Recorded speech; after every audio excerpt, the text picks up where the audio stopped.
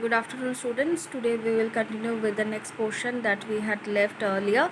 Okay, that's still left in your chapter. We had been reading this chapter called The Portrait of a Lady by Khushwant Singh, and in the first few paragraphs, Khushwant Singh gives us one imagery about how his grandmother used to look, how she used to. Mm, how was her appearance, how she wore her clothes, what were her physical structure, how she used to bend all, how she was a bit bent, and how she used to stoop as she walked around. And we also get introduced we also get introduced to two very important characteristic features of the grandmother, that is, she was a very religious lady, and she had a very keen compassion towards animal. We found out from the last few paragraphs that we went through in as we have discussed in the last two videos.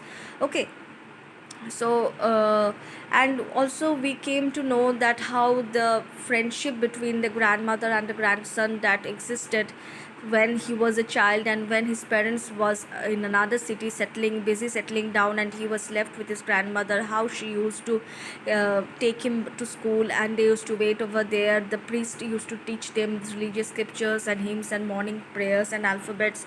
And his grandmother, being a very religious lady, throughout the story you will find she is a religious lady, and she had a great bonding with animal.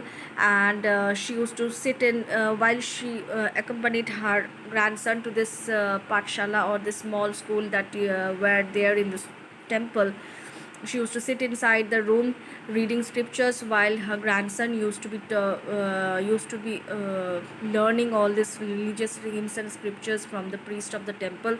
And then their friendship took a turning point when the narrator's father and mother got settled up properly in the city, and they were being called up by his parents to come and stay with them in the city. And though they were being given the same room, their relationship snapped somewhere.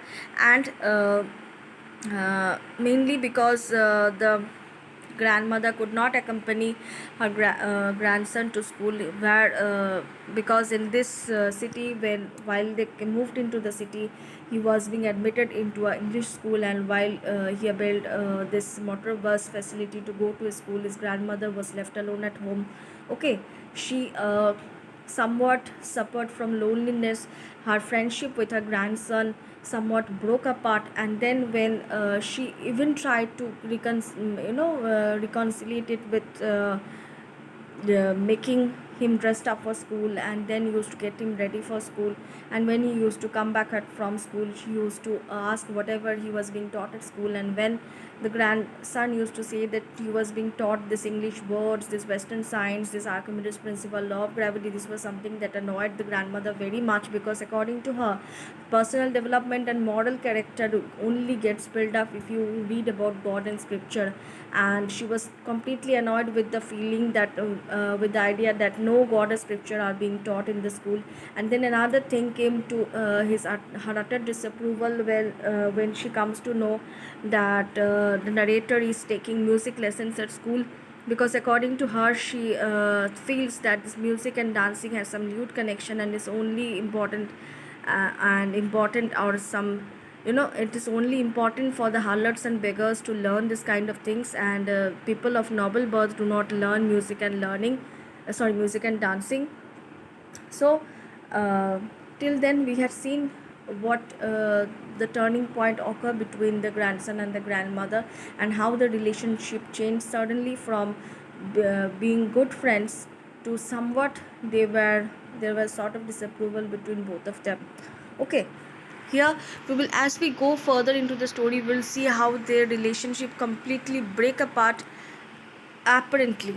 Okay, but at the end of the story, as we reach the end of the story, we will see that she still bears the same love for her grandson, though she disapproves the way his grandson is growing up. Now this is very common for parents, it's very common for grandparents. They are used to see the world with their own eyes, with their own views. With their own eyes means with their own views. They have their own way of taking the world, and we as the newer generation have our own way of taking the world. Now our mentality, our way of viewing things, our uh, way of accepting the world is also different from what you people are having the opportunity to see. The changing face of the world is so rapid right now that within few years we are being used to this studying at home, this studying from home, this online classes, the digital classes and all. These were not prevalent at our time when I was a student. Forget about our grandparents or parents, it was not prevalent at our time. We could not even think that sitting in front of a smartphone or computer we would complete all our syllabus. But we are dealing with it right now, you people are dealing with it right now, and we are trying to mend this generation gap. We are trying somewhat to cooperate with you people that we can actually help you out in the situation, and we are actually cooperating with each other to help us out in the situation. Okay, so this is a generation gap, this is a feeling, this is a thinking. I personally also, I as a student would prefer learning or reading from books rather than looking at this pictures and here listening to the videos, because to me sorry, to me sitting in the class hearing the lectures of a teacher is more comfortable than looking at the video and learning things. But see, this is the changing face of the world which is very rapid and we need to accept it. So the grandmother, she also needed to accept the fact that her grandson is a youngster and he is about to see the world in his own way. There is a huge generation gap between both of them, their grandson and grandmother. Okay, but she was somewhat disapproved about how her grandson was being taught and tutored, and instead of revolting she kept quiet. But in her mind she was always bearing that same love that she used to bear for her grandson. We'll definitely go through it as we proceed in the story. So let's start from here. When I went up to the university, I was given a room of my own. So previously we have learned that the grandson and grandmother used to share one common room while he was at school. Now he was growing up, he's a not a teenager also, he's a growing up man, is a young man, he is above the age of 18. So he needs his own space, and that's why when he went up to the university he was given his own room. The common link of friendship was snapped. So we already had seen how they were best friends when he was a small child and he was living with his grandmother. Then suddenly their friendship took a turning point, and there appeared a crack in between their friendship when they went to the city to live with their parents. Okay, and there the grandmother could not help the grandson with her studies, and she was disapproving the fact that he was not being taught of God and scriptures. But their relationship was still, there was still a small thread tied in between the relationship. There was small thread that it was hanging on that small thread. But as soon as he went on to the university, he was much more engrossed in his own life, and then suddenly their relationship snapped. Now this is very common to us, like when we were young, when we were children, we spent a lot of time with our parents or grandparents. As we grew up, we got more engrossed in our studies. This huge syllabuses were overburdened on our head, and this feeling of constant peer pressure, constant pressure of competition, everything had an heavy impact on our life. And what we did, we suddenly started moving away from our grandparents and parents. We started living in our own shell. Okay, we are actually encircled by our friends, our teachers, our this classmates. But in that sphere you will never find your parents or grandparents. Okay, we used to get away from them. Now this is very common, we all have done that. You are also right now, your kids, while you will be growing up, you will be going for further study in the university, then you will have your jobs and all. You will see how much you will move away from your parents. Now this is something very difficult for them to deal with, because for them you were still their child. Okay, so at one point or another we are hurting them, we are making them lonely. But okay, we can admit that maybe we are at some place, we are guilty of that, but we are not doing something with the criminal mind, or that feeling that we will definitely want to hurt our parents or grandparents. We didn't do it intentionally, but we have to do it because our life is growing, our life is emerging in a bigger sphere, and we need to cope up with the stress and competition and the peer pressures. Everything is there, so we need to in accordance in our day to day activity, in our day to day zeal to deal with all this pressures that are stresses that are put up on us, we somehow get away from our parents and grandparents. Now this is also visible in the story. My grandmother accepted her seclusion with resignation. See, it is being highlighted. That means she accepted her seclusion, that the fact that she had been secluded from her grandson, she accepted it, and with resignation. Resignation means she did not revolted. She did not revolt. Whatever space she was given in the house, she took it. She admitted to it. Okay. She rarely left her spinning wheel to talk to anyone. Now, at first she used to spend a lot of time with her grandson. Now when her grandson have already moved to the university, he is living in another room, he is being given another room, he is being secluded away from her. She admittedly took to the situation rather than revolting, and now she would spend most of her time on the spinning wheel, cutting spinning the thread, and she would not talk to anyone. From sunrise to sunset, she sat by her wheel spinning and reciting prayers. Only in the afternoon she relaxed for a while to feed the sparrows. Now, this bonding she had shared with the sparrows while she came. You remember when we learnt earlier in the paragraph number 4 or 5 that when she moved into the city, she could not find these dogs whom she could feed the stale chapatis. So, what she did she took to feeding the sparrows. Now see, here is a contrast being drawn between the relationship between the grandson and grandmother and these animals and the grandmother. Though this man, this author, he was growing up, then he was he was studying in school and he passed school, he went to the university. His relationship was taking one turning point and after another along in regard with his grandmother, and suddenly this relationship came or to a halt, or it was snapped, it was torn apart.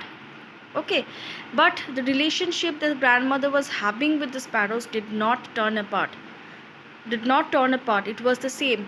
She did not used to speak to anyone. She had, resigned with whatever.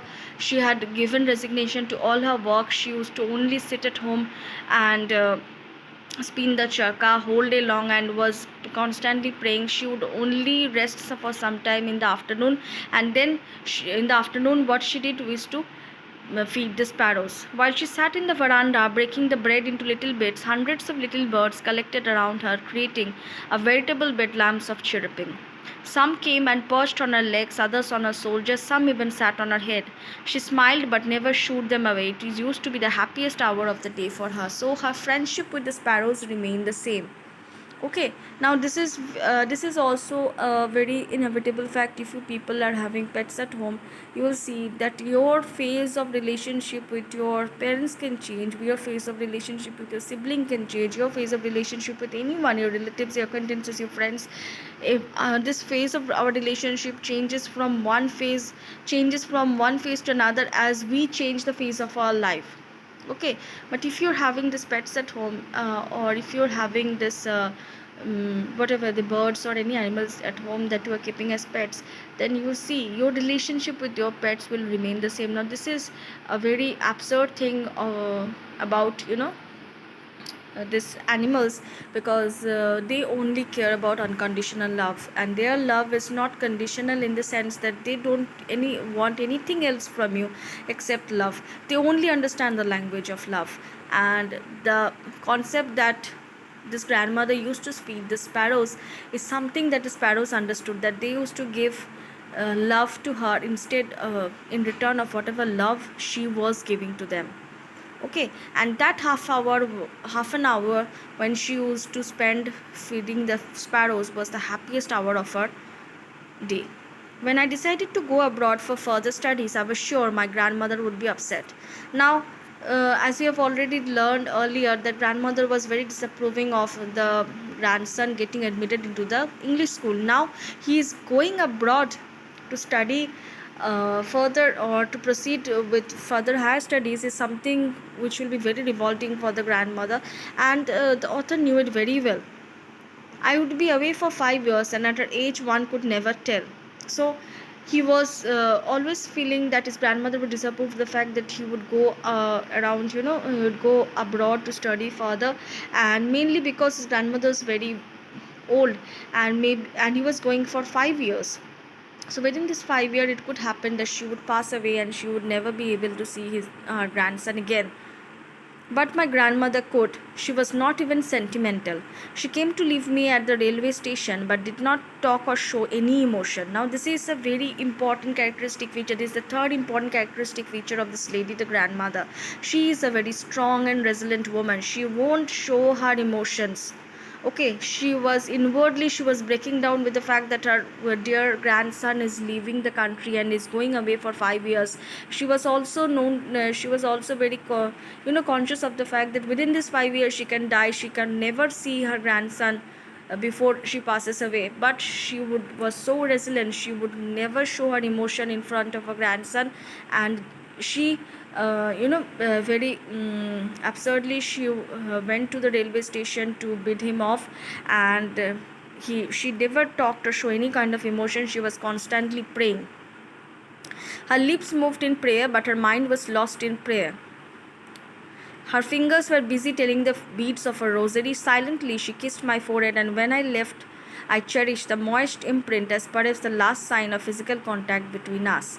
So when he was about to leave, what she did, without saying anything, without revolting, without asking him to stop, not to go, without asking him to return back, what all she did, she blessed her.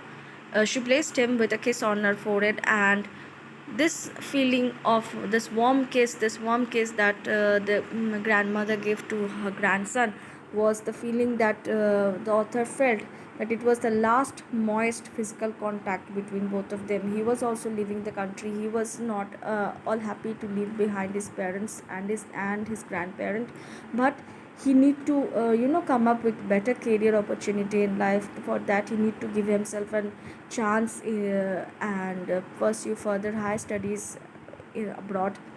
And he was also going to miss his parents and grandparents, and he was very conscious about the fact that maybe within the time he returned back, he would not be able to see his grandmother.